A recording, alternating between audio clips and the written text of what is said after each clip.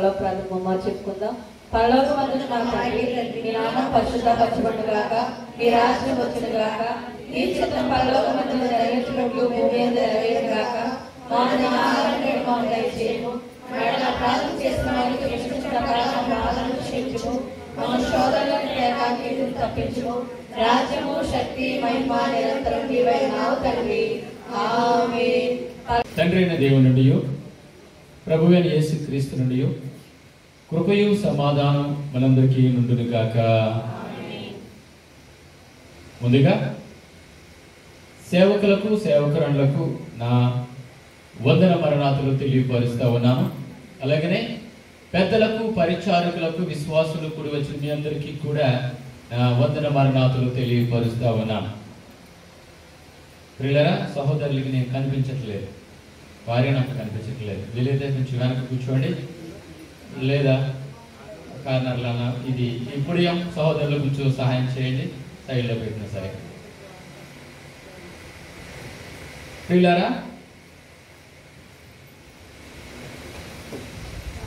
మనము Kuwait city నుండి, ఈ యొక్క కువైట్ దేశంలో కువైట్ సిటీ నుండి ఇంచుమించు 110 కిలోమీటర్ల ప్రయాణం చేసి ఇంచుమించు గంట 20 నిమిషాలు లేదా గంటన్నర సమయాన్ని వెచ్చించి మనం ఎంత దూరంలో ప్రయాణం చేసి ఈ యొక్క వఫ్రా అనే ఈ యొక్క ఎడారి ప్రాంతం దగ్గరికి మనము రావటానికి, ఇటు రీతిగా ఈ యొక్క ఎడారి ప్రాంతంలో మనం అందరం కూడుకునటానికి, అలాగనే మనందరికీ కూడా దేవుడిచ్చిన క్షేమకరమైన ప్రయాణాన్ని బట్టి ఒకసారి అందరూ కూడా గట్టిగా చప్పట్లు కొట్టి దేవుని మహిమ గట్టిగా. ఇంకా అనేక మంది సహోదరులు రానే ఉన్నారు, వారి గురించి కూడా మనం ప్రార్థన చేద్దాం. ప్రియులారా,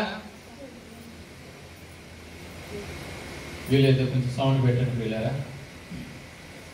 ప్రియులారా, గత కొన్ని సంవత్సరాలుగా యొక్క బైబిల్ మిషన్ ప్రారంభ దినాల నుండి, ప్రారంభ సంవత్సర కాలాల నుండి కూడా ప్రత్యేకమైన కార్యక్రమాల కొరకు, అలాగే ప్రత్యేకమైన ఆరాధనల కొరకు ముఖ్య అతిథిగా నన్ను ఎంతగానో ప్రేమించి మీరందరూ కూడా నన్ను పెద్దలు, పరిచారకులు, ముఖ్యంగా సేవకులు ఎంతగానో ప్రేమించి నన్ను పిలుస్తూ ఉన్నారు. అందును బట్టి మీ అందరికీ కూడా నేను మరణాత తెలియపరుస్తా ఉన్నాను. మిమ్మల్ని బట్టి నేను ఎల్లప్పుడూ దేవుని స్తుతిస్తా ఉన్నాను. దేవునికి స్తోత్రం, దేవునికి స్తోత్రం. ప్రియులారా, గత సంవత్సర కాలంలో అయితే మనము ఒమేరియా పార్కులో జరుపుకున్నాం ఈ యొక్క రిట్రీట్ మరియు ఆరాధన, అవునంటారా? అయితే ఈ సంవత్సర కాలంలో ఇంత దూరాన్ని రావటానికి దేవుడు కృపనిచ్చి ఉన్నారు. ఈ యొక్క ఎడారి ప్రాంతంలో నేను ఇది 4వసారి రావటము. గతంలో అయితే టీసీసీ వారి యొక్క ఆ సంఘంలో వాక్యాన్ని పంచుకోవడానికి జరిగింది. ఈ దినాన దేవుడు మహాకృపను బట్టి ఈ స్థలంలో దేవుడు కృపనిచ్చి ఉన్నారు. ప్రియులారా, నేను బయలుదేరే ముందు నేను సహోదరులు జాని గారికి ఫోన్ చేశాను. అయ్యా, ఎండ అయితే చాలా తీవ్రంగా ఉంది కదా, వాతావరణం అనుకూలించట్లేదు కదా, మరి ఉండగలమంటారా అని నేను ఫోన్ చేశాను. ఆయన వెంటనే ఈ యొక్క మందిరం స్థలాన్ని ఒక ఫోటో తీసి పంపించారు. చల్లగా ఉంది సార్, రండి అని. దేవుడికి స్తోత్రం. నిజంగా ప్రియులారా, ఇంత పెద్ద మందిరం నిజంగా కువైట్ సిటీలో, ఈ యొక్క కువైట్ అంతట్లో కూడా ఎక్కడా కూడా లేదు. నిజంగా నాకైతే చాలా సంతోషమైంది. మళ్ళా ఒక సహోదరులు అయితే చెప్తా ఉన్నారు, ఇంచుమించు ఈ స్థలంలో 1000 మంది వరకు పట్టవచ్చని. దేవుడికి స్తోత్రం.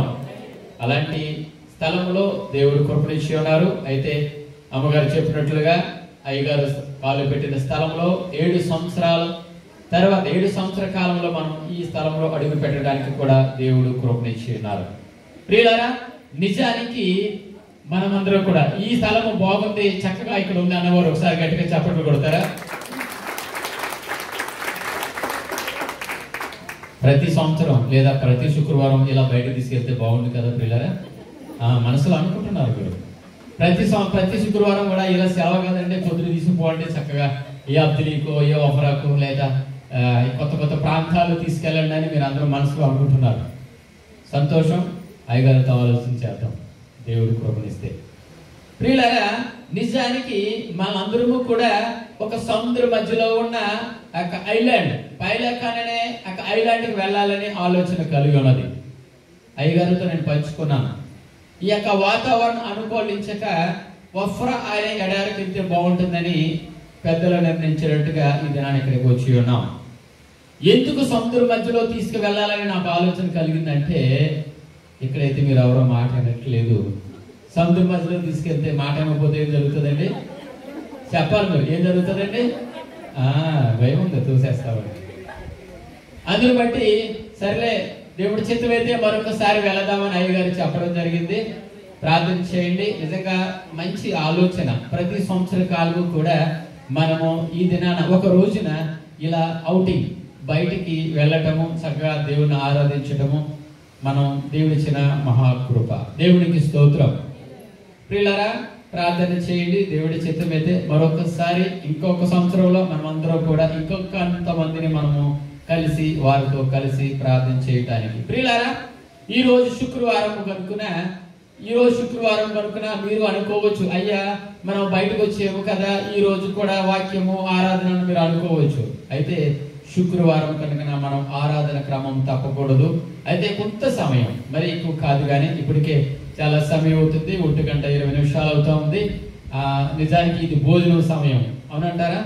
అయితే కొద్ది నిమిషాలు నేను ఎక్కువగా మాట్లాడను, వీలైతే ఒక 20 నిమిషాలు వాక్యాన్ని ధ్యానించుకుందాం. బైబిల్ మిషన్ నియమము ప్రకారము ఈ మాసం అంతా కూడా యేసు ప్రభువారు పునరుద్ధాన ప్రత్యక్షత గురించి మనం ధ్యానించుకోవలసిన వారిగా ఉన్నాం. దేని గురించి అండి? యేసు ప్రభువారు పునరుద్ధాన ప్రత్యక్షతల గురించి మనం ధ్యానించుకోవాల్సిన వారిగా ఉన్నాం. అందులో భాగముగా ఈ దినాన వీలైతే ఒక ప్రత్యక్షత లేదా 2 ప్రత్యక్షతలు, అలాగనే ప్రభు సంస్కార విందులో పాల్గొనవలసి ఉంది కనుక ప్రభు సంస్కార విందు గురించి కూడా కొన్ని హెచ్చరికలు మనము తీసుకుందాం. అలాగనే ప్రియులారా, ప్రతి ఒక్కరు కూడా బైబిల్ ఉన్న వారందరూ కూడా బైబిల్ తెరవాలని కోరుచున్నాను. మొదటి కొరింథీ 15వ అధ్యాయము 3-4 వచనాలు బిగ్గరగా గట్టిగా ఒకరే చదవండి.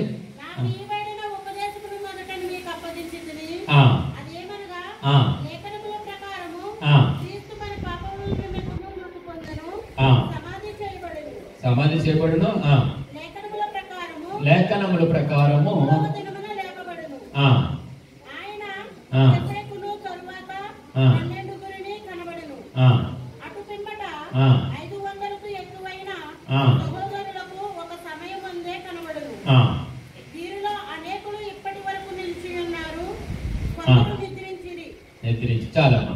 తలలు వంచండి. చిన్న ప్రార్థన. ఈ దిన వాక్య జ్ఞానం కొరకు చిన్న ప్రార్థన. మహాపరిశుద్ధుడు మహాఘనమైన మా తండ్రి, మీ ఉన్నతమైన నామముకు లెక్కలేని వందనాలు స్తోత్రాలు చెల్లించుకునిచున్నాం. అయ్యా, ఈ దినాన యొక్క వఫ్రా అనే యొక్క ఎడారి ప్రాంతం వరకు మా సంఘ బిడ్డలో మేమందరము కలిసి ఇంచుమించు 1.5 గంటల ప్రయాణం చేసి ఇక్కడికి రావడానికి మీరు కృపనిచ్చి ఉన్నారు. క్షేమకరంగా మా బిడ్డలు అనేక మంది ఇంకా రావాల్సి ఉన్నారు. వారందరినీ సకాలంలో తోడుకుని రండి ప్రభువా. ఈ స్థలములోనే మేము యొక్క సహోదరులు వంటలు తయారు చేస్తా ఉన్నారు. అయ్యా, వారు చేస్తున్న పనిలో మీరు ఉండండి. రాకపోకలు ఉంది, ట్రాన్స్పోర్ట్ ఉంది, మీరు ఉండండి. అలాగనే తండ్రి, ఈ దిన జరగబోతున్న ప్రారంభం నుండి, ఆరాధన నుండి, అలాగనే ఇక రిట్రీట్ కార్యక్రమం ముగించుకునేంత వరకు, అలాగనే గృహానికి చేరుకునేంత వరకు మీ కృప దయచేయండి. అలాగనే విత్తుతున్న యొక్క వాక్యాన్ని బట్టి వినగల చెవులను, గ్రహింపగల మనసును మా అందరికి దయచేస్తారని యేసు పరిశుద్ధ నామమున అడుగుచున్నాం తండ్రి. మరణాత.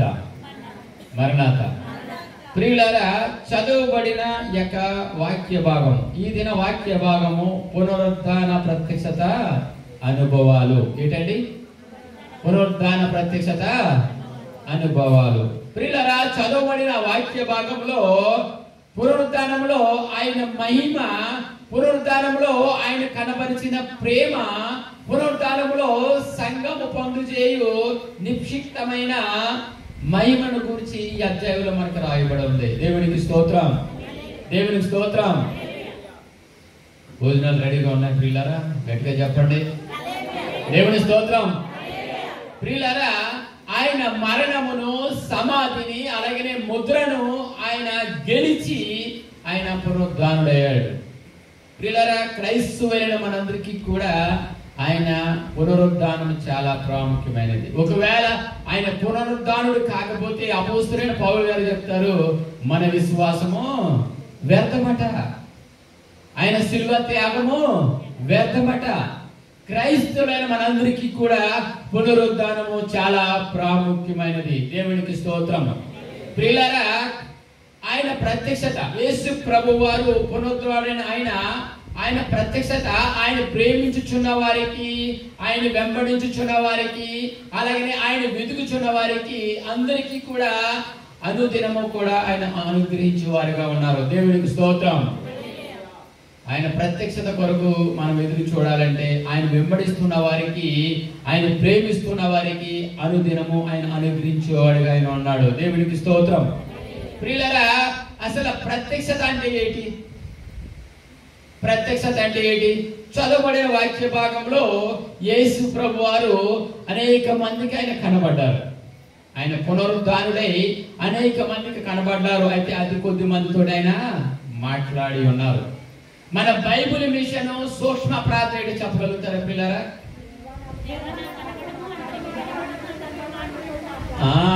దేవా నాకు కనబడము, నాతో మాట్లాడము, అందరికీ కనబడము, అందరితో మాట్లాడమనే సూక్ష్మ ప్రార్థన మనం అనుదినము చూస్తా ఉన్నాం. ప్రియ సహోదరి సహోదరులారా, మనం ప్రార్థన చేస్తా ఉన్నాం కదా, నిజమే కదా. దేవుడు మనకు కనబడాలని, మనతో మాట్లాడాలని ఆశ కలిగి ఉన్నాము కదా.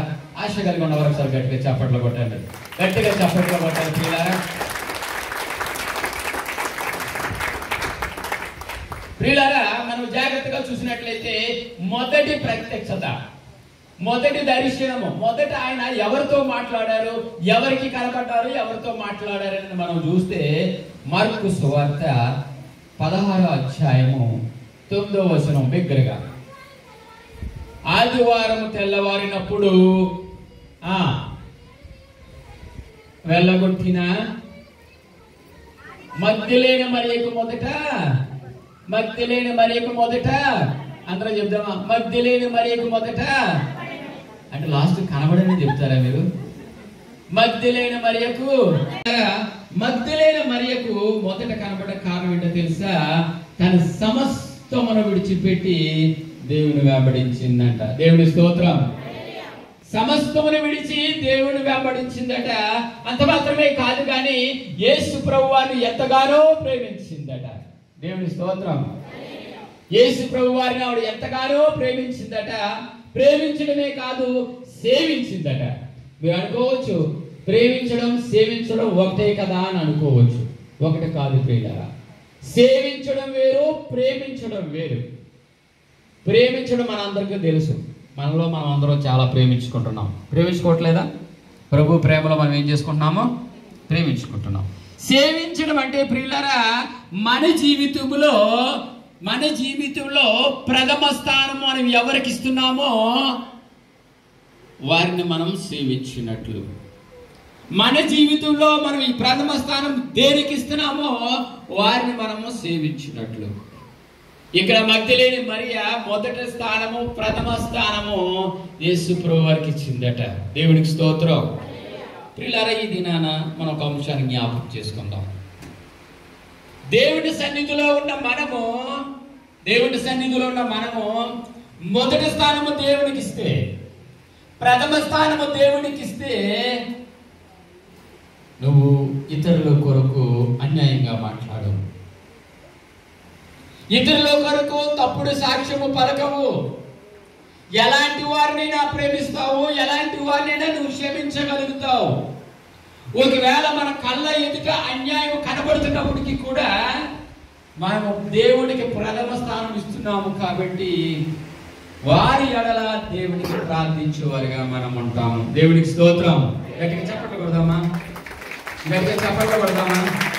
పిల్లగా మొదటి స్థానము, ప్రథమ స్థానము దేవుడికి మనం ఇస్తే సంఘమును గురించి, సంఘ బిడ్డలను గురించి, సంఘ సేవకులను గురించి, లేదా మన స్నేహితుల గురించి మనము తప్పుడు సాక్ష్యము పలకము. ఒకవేళ మన కళ్ళ ఎదుట అన్యాయం కనబడుతున్నప్పటికీ కూడా వెనువెంటనే దేవుని ఎదుట నువ్వు మొర పెడతావు. దేవుని స్తోత్రం. మగ్దలేని మరియ అదే చేసింది. ఇక్కడ ప్రథమ స్థానము దేవునికి ఇచ్చింది. ఎలాంటి పరిస్థితులైనా సరే దేవుని ఎదుట మొర పెట్టడం నేర్చుకుంది. దేవుని స్తోత్రం. ఇంకా చూసినట్లయితే మగ్దలేని మరియ ఆ యొక్క దేవుని యొక్క ఆ శిలువస్త్రాన్ని అంతా కూడా కాళ్ళ ఎదుట చూసింది.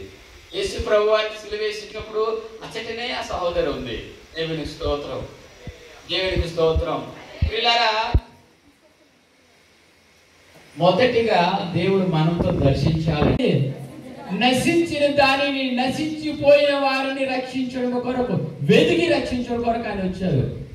నశించిన దాన్ని వెతికి రక్షించడం కొరకు వచ్చిన ఆయన్ని ఎక్కడ ఎదుగుతుందట? సమాధుల్లో ఎదుగుతుందట. ప్రియ సహోదరి సహోదరులారా, యేసు ప్రభువారు అడుగుతూ ఉన్నారు, అమ్మా నువ్వు ఏమి వెతుకుచున్నావు? ఏమడిగారండి? అమ్మా నువ్వేమి వెతుకుచున్నావు, ఎవరిని వెతుకుచున్నావని ప్రభువారు అడుగుచున్నారు. ఇది నానా ప్రభువారు నిన్ను నన్ను ప్రశ్నిస్తా ఉన్నారు. రక్షణ పొందిన మనము, క్రీస్తుని వెంబడిస్తున్న మనము, క్రైస్తవులని చెప్పుకునే మనము, ఆయన బిడ్డలము లేదా ఆయన వారసులని చెప్పుకునే మనము, ఇది నానా ప్రభువారు మనం ప్రశ్నిస్తా ఉన్నారు. మగ్దలేని మరియను ప్రశ్నించినట్లుగా ఆయన మనల్ని ప్రశ్నిస్తా ఉన్నారు. అమ్మా నువ్వు ఎక్కడికి పరిగెడుతున్నావు, ఎవరిని వెతుకుతున్నావు అని దేవుడు అడుగుతా ఉన్నాడు. ఉందా మన దగ్గర జవాబు? సజీవుడైన దేవుని మృతుల్లో ఎదుగుతుంది మగ్దలేని మరియ. దేవదాసయ్య గారు చెప్పిన మాట, మృతుల్లో వెతుకుతుందట సజీవమైన దేవుని. ప్రియ సహోదర సహోదరులారా, ఆయన నశించిన దానిని వెతికి రక్షించడం కొరకు ఆయన ఈ లోకానికి వచ్చాడు. అలాంటి దేవుని ఎక్కడ ఎదుగుతుందట? మృతుల్లో ఎదుగుతుందట. ఈ దినాన పునరుద్ధాన ప్రత్యక్షత దినాలలో, పునరుద్ధాన ప్రత్యక్షత అనుభవాల్లో దేవుడు మనకు ప్రశ్న అడుగుతా ఉన్నారు. ప్రియ సహోదరి, ప్రియ సహోదరుడా, నువ్వు ఎక్కడ వెతుకుచున్నావు, ఎవరిని వెతుకుచున్నావు? ఇది నానా దేవుడు నాతో మాట్లాడటం లేదు, దేవుడు కనపడట్లేదు, దేవుడు నాకు దర్శనం లేదని మనం మాట్లాడుకునే మనము, ఒకవేళ ఈ మూడు మన జీవితంలో లేకపోతే, ఈ మూడు మన జీవితంలో లేకపోతే, చాలా మంది దేవుని మందిరంలోనే వెతుకుతారు. ఎందుకు మాట అంటున్నానంటే పిల్లారా, మందిరానికి వచ్చినప్పుడే మనం దేవుడికి మొర పెట్టగలుగుతాం, దేవుడు ఉన్నాడని మందిరంలో గ్రహించగలుగుతాం. మంచిదే, మంచిదే. అయితే దేవుని కనురెప్ప మనం దాచగలమా? ఆయన మరుగైంది ఏదైనా ఉందా? మరుగైంది ఏముందా? నువ్వు ఆకాశంలో ఉండు, సముద్ర జలాల అగాధ జలాల్లో ఉండు, నువ్వు ఎక్కడున్నా సరే ఆయన కను దృష్టి ఎక్కడ ఉంటుందట? మన మీద ఉంటుంది. నువ్వు చేసే ప్రతి పని, నువ్వు మాట్లాడే ప్రతి మాట, నువ్వు ఆలోచించే ప్రతి ఆలోచన, నువ్వు ప్రవర్తించే ప్రతి ప్రవర్తన కూడా దేవుడు కన్ను దృష్టిలోనే ఉన్నాం. ఒకవేళ ప్రియ సహోదరి సహోదరులారా, ఈ దినాన దేవుడు నీకు కనబడకపోవటానికి, దేవుడు నీతో మాట్లాడకపోవటానికి గల కారణం, ఒకవేళ నీలో తీసివేసిన ఏమైనా ఉన్నాయేమో. మగ్దలేని మరియ సమస్తమును విడిచిపెట్టి దేవుని వెంబడించిందట. ఆయన అమృతముగా ప్రేమించిందట. దేవునికి ప్రథమ స్థానం, మొదటి స్థానం ఇచ్చిందట. ఒకవేళ మనము దేవునికి ప్రథమ స్థానం ఇవ్వలేకపోతే, ప్రియులారా, ఇప్పుడే ఇది ఈ యొక్క ఎడారి ప్రాంతంలో, ఈ యొక్క మందిరంలో దేవుడు ఇచ్చిన ఈ యొక్క స్థలాన్ని బట్టి మనం ప్రార్థన చేద్దాం. ప్రభువా, నాలో ఇంకా మలుచుకోవాల్సినవి చాలా ఉన్నాయి ప్రభువా. నేను అమితంగా మిమ్మల్ని నేను ప్రేమించలేకపోతున్నాను ప్రభువా. నేను మిమ్మల్ని క్షేమించలేకపోతున్నాను ప్రభువా. మీకు మొదటి స్థానాన్ని ఇవ్వలేకపోతున్నాను ప్రభువా అని నువ్వు ప్రార్థన చేయగలిగితే, ఇది దేవుడు మీతో మాట్లాడతాడు. దేవుడికి స్తోత్రం. నమ్మవారు గట్టిగా చప్పట్లు కూడా దేవుని మేము కోరుతామా? ఈ సహోదరి సహోదరులారా, ఇది మొదటి ప్రక్షబ్దత. దేవుని స్తోత్రం. మగ్దలేని మరియతో దేవుడు మాట్లాడి ఉన్నారు. ప్రియులారా, సమయం అవుతుంది కనుక దేవుడి చిత్తం అయితే మరొక ప్రక్షబ్దల గురించి మనము మన మందిరంలో మాట్లాడుకుందాం. ఇప్పుడు కొద్ది నిమిషాలు మన ప్రభు సంస్కారం విందు గురించి కొన్ని హెచ్చరికలు మనం తీసుకుందాం. ఇప్పటికే చాలా సమయం అయింది, పలావాసన బాగా లోపలికి వచ్చేస్తా ఉంది. అందుని బట్టి మనం కొద్ది నిమిషాలు ప్రభు సంస్కార విందు గురించి మనం హెచ్చరికలు తీసుకుందాం. ప్రియులారా, ప్రభు సంస్కార విందులో రాబోతున్న మనము దేవుని సన్నిధిలో మన ప్రవర్తన ఎలా ఉంది? దేవుని స్తోత్రం. ఇప్పుడు మనం మొదటిగా మగ్దలేని మరియతో దేవుడు కనబడటము, ఆవిడతో మాట్లాడటము మొదటి ప్రత్యక్షత మనం విన్నాం. రెండో భాగముగా మన ప్రభు సంస్కార విందులో వెళ్ళబోతా ఉన్నాం. అనేక కల్చరల్ యాక్టివిటీస్, ఆటపాటలు ఉన్నాయి అనుకున్నాం. ప్రియులారా, ప్రభు సంస్కార విందులో రాబోతున్న మనము మన దేవుడి సన్నిధిలో మన ప్రవర్తన ఎలా ఉంది? అసలు దేవుడి సన్నిధిలో ఏముంది? దేవుడి సన్నిధిలో ఆయన కనుదృష్టి ఉంది, ఆయన ప్రత్యక్షత ఉంది. దేవుడి స్తోత్రం. దేవుడి సన్నిధిలో ఆయన కనుదృష్టి ఉంది, ఆయన ప్రత్యక్షత ఉంది. ఆయన కనుదృష్టి కలిగిన ఈ సన్నిధిలో, ఆయన ప్రత్యక్షత కలిగిన ఈ మందిరంలో లేదా ఈ సన్నిధిలో మన ప్రవర్తన ఎలా ఉండాలంటే దేవుణ్ణి స్తుతించేదిగా ఉండాలట. దేవునికి స్తోత్రం, దేవునికి స్తోత్రం. కీర్తనలు 51:1 మనం చూస్తాము. దేవుని సన్నిధిలో మన ప్రవర్తన ఎలా ఉండాలట. త్వరగా పిల్లలు, ఆయన కనుదృష్టి ఉన్న ఈ సన్నిధిలో, ఆయన కనుదృష్టి ఉన్న ఆ యొక్క మందిరములో మన ప్రవర్తన ఎలా ఉండాలంటే ఆయన్ని స్తుతించేదిగా ఉండాలట. ప్రియ సహోదరి సహోదరులారా, జాగ్రత్తగా వినాలి. ఒక అంశాన్ని ముందు జ్ఞాపకం చేయడానికి ఇష్టపడతా ఉన్నాను. దేవుని సన్నిధిలో మన ప్రవర్తన అరణ్యంలో ఆగరగా ఉండకూడదు. ఎలా ఉండకూడదట? అరణ్యంలో ఆగరగా ఉండకూడదు. మనం అరణ్యంలోనే ఉన్నాం కదా ఇప్పుడు. దేవుని స్తోత్రం. అరణ్యంలో ఆగర ఏం చేసిందంటే ఆ చిన్న పిల్లవాడిని ఎత్తుకుని బయర్షుబ అరణ్యానికి వచ్చింది. తెచ్చుకున్న నీళ్ళన్నీ అయిపోయాయి. ఎప్పుడైతే ఆ నీళ్ళు అయిపోయాయో ఆ పిల్లవాడిని ఒక పొదలో పెడిచేసి ఏం చేస్తుందట? అటు ఇటు తిరుగుతుందంట, బిగ్గరగా కేకలేస్తుందంట.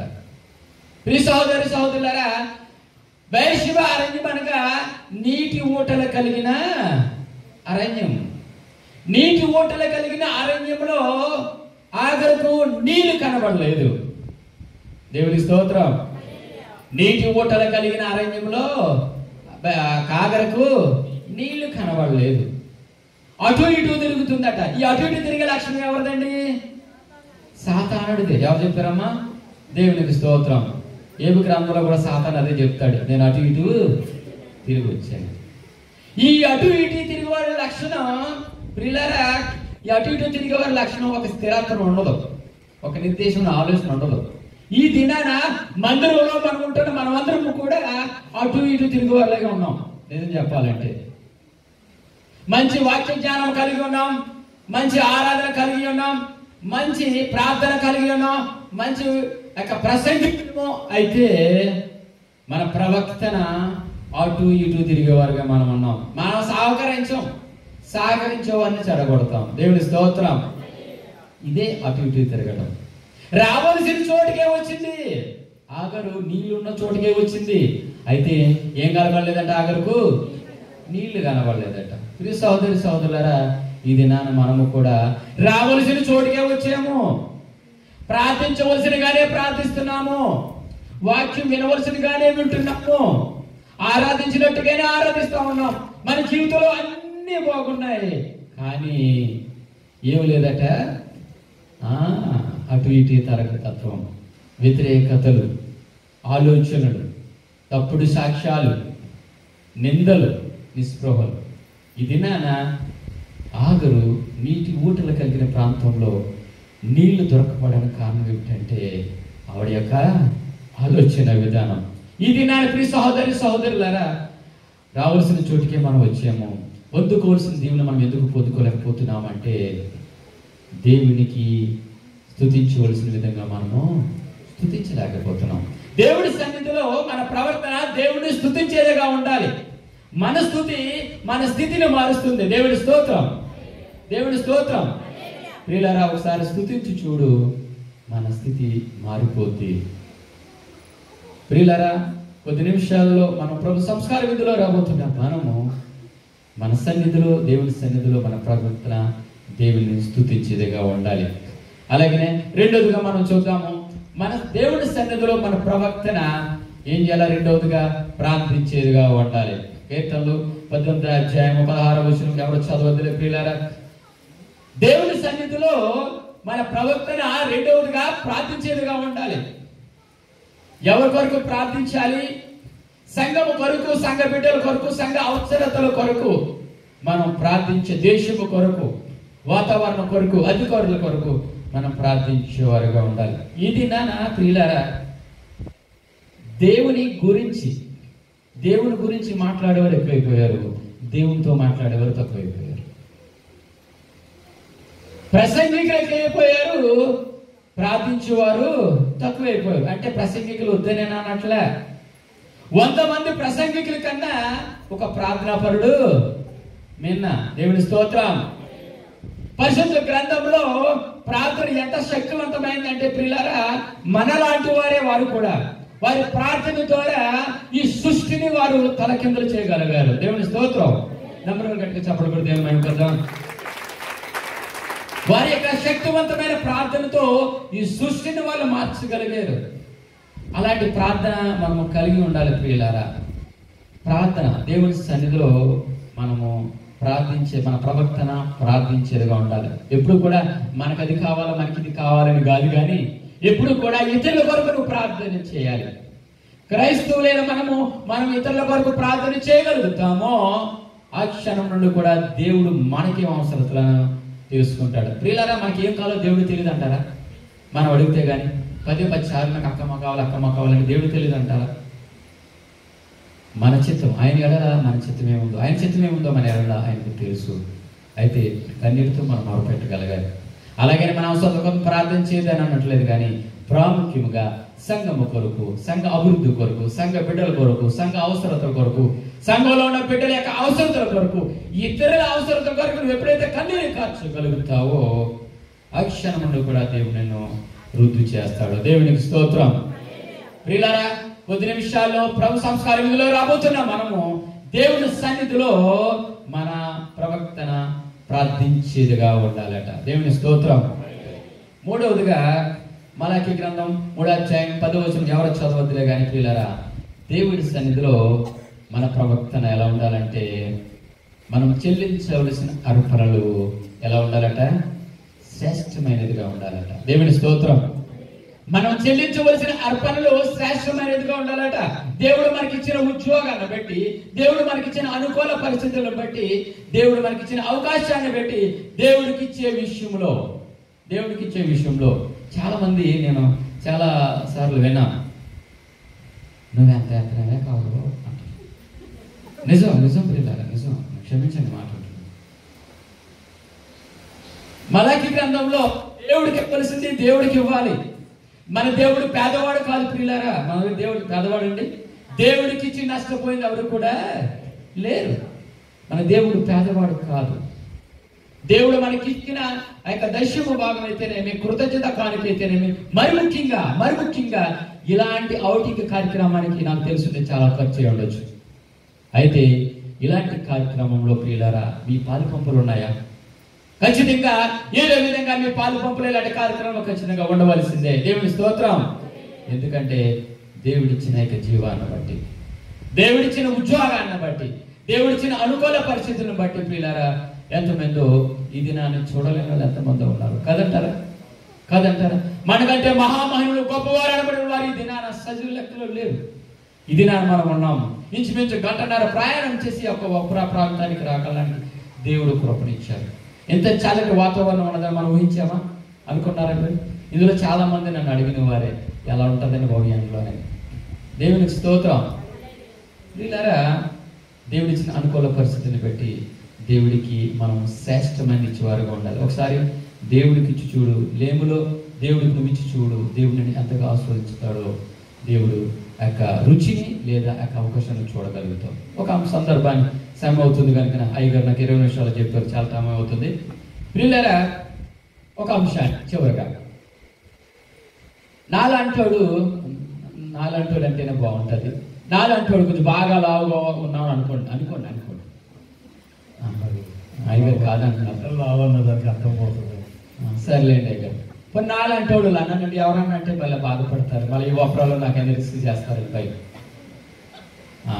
ఏముంది, వెనక ముందు నుంచి తోసేసి సారీ అంటే ఏం చేయలేం కదా.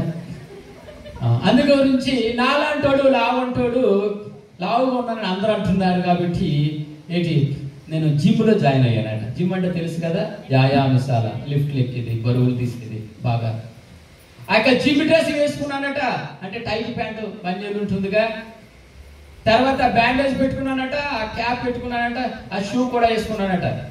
అందరితో నన్ను వెళ్తూ కింద పడిపోతానేమో, వెళ్తూ నేను జిమ్కి వెళ్తున్నాను అందరికీ చెప్పుకున్నాను. అందరూ ఎవరే మంచిదిరా బాబు, నువ్వు జిమ్కి వెళ్తున్నావురా, మంచిది, చాలా సంతోషం అని అందరూ అనుకున్నారట. అలా రోజు చెప్పుకుంటా వెళ్తున్నాడట. నెల అయిందంట, 2 నెలలు అయిందంట, 5 నెలలు అయింది, 6 నెలలు అయిందంట. మొదట్లో నమ్మారట అసలు జిమ్కి వెళ్తారంటే. ఇప్పుడు నమ్మట్లేదట. ఎందుకని చెప్పాలి గట్టిగా?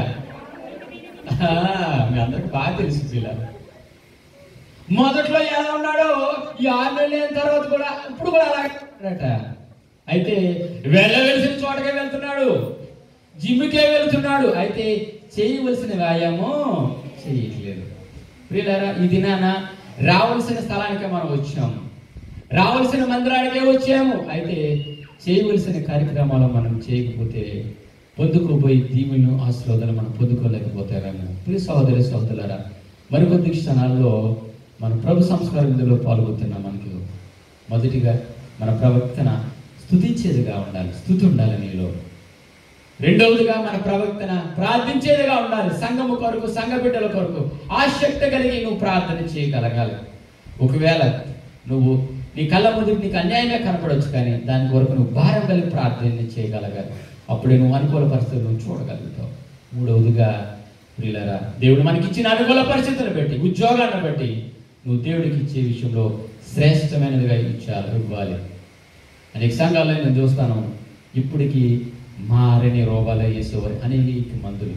ప్రియులారా, అందరూ బట్టి వారందరిని బట్టి కూడా మనం ప్రార్థన చేద్దాం. దేవుడు వారందరికీ మంచి అవకాశాన్ని, మంచి మార్పును, మంచి మనసు వారికి ఇచ్చేలాగా. ఈ దినాన మనం 2 అంశాలు మాట్లాడుకున్నాం. మొదటిగా మగ్దలేని మరియ మొదటి ప్రత్యక్షత చూసింది, దేవునితో మాట్లాడింది. మొదటి స్థానం దేనికి ఇచ్చిందండి? ఆయన వెంబడించి సమస్త దానికి ఆయన వెంబడించింది. రెండవదిగా మంచి ప్రేమను కనపరిచింది. మూడవదిగా ఆయన సేవించింది. మొదటి స్థానం, ప్రథమ స్థానం ఆయనకి ఇచ్చింది. అందును బట్టి దేవుడు ఆవిడతో మాట్లాడారు, ఆవిడకి కనబడ్డారు. ఇది మన బైబిల్ మిషన్ సూక్ష్మ ప్రార్థన కూడా, దేవా నాకు కనబడము, నాతో మాట్లాడము. ఇది మనం కనబడాలి, మనతో మాట్లాడాలంటే ఈ పునరుద్ధాన ప్రత్యక్షత దినాలలో ప్రియులారా, దేవుడు మనతో మాట్లాడాలంటే ఈ 3 మనలో కలిగి ఉండాలి. రెండవదిగా ప్రియులారా, మరికొద్ది నిమిషాల్లో మన ప్రభు సంస్కారం ఇందులో రాబోతున్నాము కనుక మనలో మొదటిగా స్తుతించాలి, రెండవదిగా ప్రార్థించాలి, మూడవదిగా దేవుడి ఇచ్చే విషయంలో మనం శ్రేష్టమైన ఇవ్వగలగాలి. అప్పుడే గొప్ప ఆశీర్వాదాలు పొందుకుందాం. అలాంటి కృప మీ అందరికీ ఉండాలని పరిశుద్ధ దేవుని కోరుకుంటున్నాను. తలలో వంచండి. పరిశుద్ధమైన దేవ, ఇదిగో తండ్రి, ఇదేనా ఈ కొద్ది నిమిషాలు వాక్యాన్ని ధ్యానించుకోవడానికి మీరు ఇచ్చిన గొప్ప కృపను బట్టి మీకు వందనాలు. ఇదిగో తండ్రి, వాక్యం ద్వారా మేము హెచ్చరించబడ్డామని అనుకుంటున్నాం తండ్రి, సహాయం దయచేయండి. ఒకవేళ మేము వెనకాడుతా ఉన్నామేమో, కేవలం మేము దేవా మీరు కనబడము, మీరు మాట్లాడమని మేము ప్రార్థన చేస్తా ఉన్నామేమో. అయితే ఇదేనా ప్రియులారా, మేము ప్రార్థన చేస్తా ఉన్నాము తండ్రి, మీరు మాతో మాట్లాడండి, మీరు మాకు కనబడండి. ఈ ప్రత్యక్షత పునరుద్ధాన ప్రత్యక్ష దినాలలో ప్రియులారా మీతో మాట్లాడే అనుభవం మేము కలిగి ఉండటానికి సహాయం దయచేయండి. అలాగే